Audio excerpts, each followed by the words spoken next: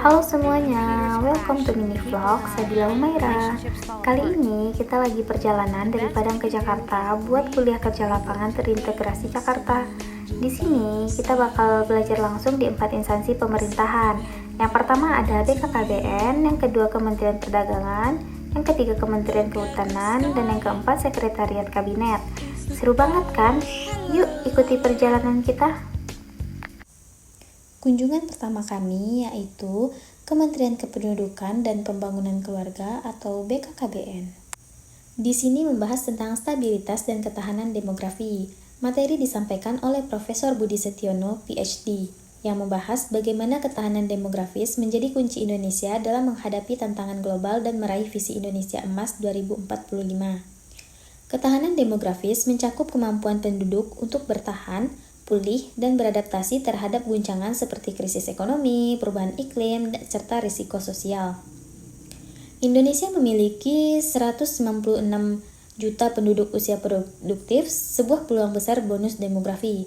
Namun, bonus ini tidak otomatis menguntungkan karena masih banyak masalah struktural seperti yang pertama, 59,11% tenaga kerja di sektor informal, yang kedua rasio tabungan rendah, yang ketiga 11,5 juta keluarga dengan kepala keluarga perempuan, yang keempat hanya 35,75% perempuan bekerja formal, yang kelima pengangguran muda sebanyak 17,45%, dan stunting sebanyak 19,8%. Kondisi ini menunjukkan bahwa sebagian besar penduduk usia produktif masih rentan, sehingga perlu kebijakan yang tepat. Ketahanan demografis dipengaruhi 3 kelompok variabel. Yang pertama, struktur demografis dan sosial. Yang kedua, ekonomi, institusi, dan tata kelola. Dan yang ketiga, lingkungan dan geografis. Berbeda dari tenaga maju yang menghadapi penuaan penduduk, Indonesia justru harus meningkatkan kualitas SDM muda, terutama melalui pendidikan, kesehatan, keterampilan, serta penciptaan lapangan kerja. Ada juga prioritas nasional meliputi peningkatan kualitas SDM, penurunan stunting dan kemiskinan ekstrim, pendidikan dan pelatihan berbasis kebutuhan industri, penciptaan lapangan kerja, pemerataan pembangunan, penguatan kesehatan, dan kebijakan adaptif perubahan iklim. Profesor Budi Setiono menekankan 6 intervensi kunci. Yang pertama, investasi modal manusia, yaitu pendidikan, gizi, kesehatan. Yang kedua, kebijakan keluarga dan reproduksi yang seimbang. Yang ketiga, tata kelola dan partisipasi publik. Yang keempat, kebijakan migrasi inklusif. Yang kelima, perencanaan berbasis data demografi. Yang keenam, pembangunan keluarga berkualitas dan manajemen tenaga kerja. Halo guys, hari ini kita ke Kementerian Perdagangan. Di hari kedua, kami mengunjungi Kementerian Perdagangan Republik Indonesia. Nah, di sini membahas tentang peran Kemendak dalam meningkatkan daya saing yang disampaikan oleh Bapak Iqbal Sofwan, yang menjelaskan kinerja perdagangan Indonesia dan strategi Kemendak dalam memperkuat UMKM. Pada kuartal 3 2025, ekonomi Indonesia tumbuh 5,04%, dengan sektor perdagangan tumbuh 5,49%. Ekspor barang dan jasa meningkat 9,91%, dan neraca perdagangan Januari sampai September 2025 mencatat surplus USD 33,48 miliar, ditopang ekspor non-migas USD 199,77 miliar. Meski terjadi penurunan ekspor bulanan, performa tahunan tetap kuat dan menegaskan posisi Indonesia sebagai eksportir besar. Kemendak menjalankan 2 fokus utama. Yang pertama, pengamanan pasar domestik melalui BMTP, BMAD, Bea Masuk Imbalan, TRQ, serta pembelaan eksportir oleh KPPI, KADI, dan Direktorat Pengamanan Perdagangan. Yang kedua, perluasan pasar ekspor, memastikan produk lokal semakin kompetitif dan diterima global. Dalam pemberdayaan UMKM, Kemendak melaksanakan program strategis seperti Teras Indonesia di IKEA, kerjasama dengan Hipindo Aprindo, UKM Pangan Award, Inakraf, Karya Kreatif Indonesia, Pangan Nusan Expo 2025, nilainya sebesar 161,16 miliar rupiah. pendampingan mutu produk termasuk branding kemasan, sertifikasi halal, serta business matching untuk masuk ke retail besar seperti Sogo, Hero, dan alun-alun Indonesia. Untuk ekspor UMKM, terdapat 542 sesi business matching yang melibatkan 1.642 UMKM, menghasilkan purchase order USD 55,99 juta dan potensi MOU USD 73,18 juta.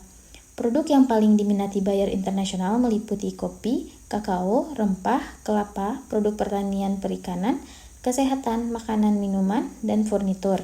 Program Desa Bisa Ekspor juga mendorong desa sebagai pusat produksi standar internasional. Kemendak memperkuat minat domestik melalui Gaspol, Gerakan Kamis Pakai Lokal, dan memperluas jangkauan produk Indonesia lewat perjanjian perdagangan internasional. 19 telah berjalan, 12 diratifikasi, dan 14 dinegosiasi.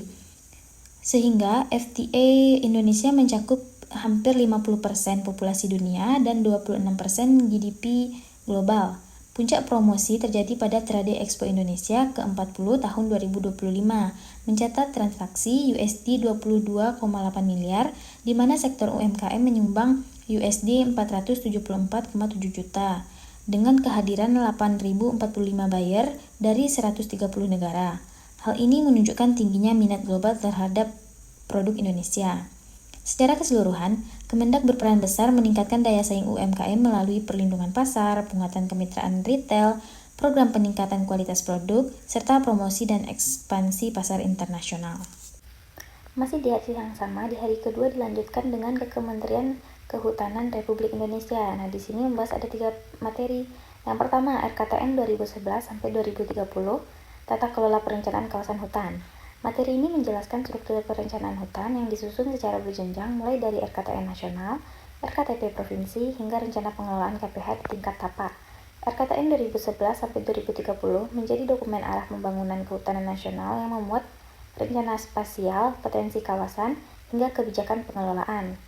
RKTN mengatur 14 kebijakan dan 96 strategi yang mencakup perlindungan hutan, pemanfaatan ruang, pengembangan ekonomi hutan, konservasi biodiversitas, serta penguatan kelembagaan. Selanjutnya, materi kedua, strategi peningkatan produktivitas hutan untuk swasembada pangan dan energi. Materi ini menegaskan bahwa Indonesia memiliki kawasan hutan seluas 125,65 juta hektar yang pemanfaatannya kini mengalami perubahan paradigma. Sebelum Undang-Undang Cipta Kerja, izin kehutanan memisahkan pemanfaatan kayu dan non-kayu. Setelah undang-undang tersebut berlaku, modelnya bergeser menjadi multi usaha kehutanan atau MUK berbasis lanskap melalui PBPH, sehingga kayu HHBK, jasa lingkungan, dan pangan hutan dapat dikelola secara terpadu. Regulasi seperti PP 23/2021 dan Permen LHK 8/2021 memperkuat dasar hukum pemanfaatan multi usaha. KPH berperan sebagai pelaksanaan utama di lapangan, namun peningkatan produktivitas hutan masih menghadapi hambatan seperti konflik teritorial, pembiayaan yang lemah, dan infrastruktur hulu hilir yang belum memadai. Karena itu, dibutuhkan inovasi teknologi, peningkatan investasi, serta kolaborasi antara lembaga untuk mendukung ketahanan pangan dan energi melalui pengelolaan hutan yang produktif dan berkelanjutan. Materi yang ketiga, perhutanan sosial untuk pengentasan kemiskinan. Perhutanan sosial atau PS merupakan program pemerintah untuk memberikan akses legal kepada masyarakat dalam mengelola dan memanfaatkan kawasan hutan secara berkelanjutan. Kebijakan ini sejalan dengan Astacita untuk pemerataan ekonomi dan swasembada pangan, energi, dan air. Dasar hukumnya didukung oleh Undang-Undang Cipta Kerja dan berbagai peraturan turunannya. Capaian PS hingga 2025 menunjukkan perkembangan besar.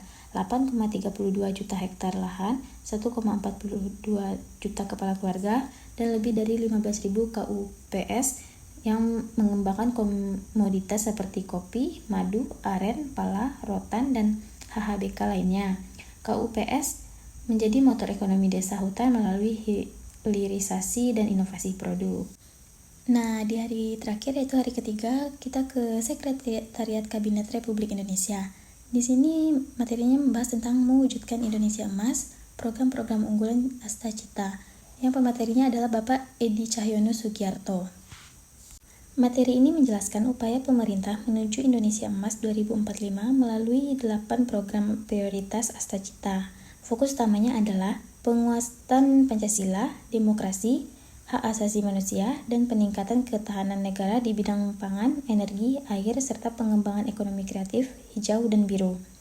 Pemerintah mendorong penciptaan lapangan kerja, kewirausahaan, pembangunan infrastruktur, serta peningkatan kualitas pendidikan, kesehatan, teknologi, olahraga, dan kesetaraan gender. Hilirisasi industri dan pembangunan desa menjadi kunci pemerataan, sementara reformasi hukum, politik, dan birokrasi diletakkan untuk memberantas korupsi dan menciptakan pemerintah yang bersih. Kemenseknek berperan melalui ATC Framework untuk menjelaskan kebijakan pusat daerah dan memastikan kementerian atau lembaga menjalankan arahan presiden. Materi juga menampilkan berbagai capaian besar seperti program makan bergizi gratis, cek kesehatan massal, renovasi sekolah, peningkatan fasilitas pendidikan, pengembangan sekolah rakyat, serta perbaikan layanan ibadah haji. Itulah materi yang dapat saya sampaikan. Thank you for watching. Two oceans in between us, and away for shore. There's a gate I see, there's a way for me. Now this one sits here and whispers things to me. I got the dead side, this one made a pig of me. This one is primal, my grinding jaw. The headache held the necktie on my bedroom door. My conscience burning, my eyes are too cuddled up with heart condemned. I should love you and I swear I do.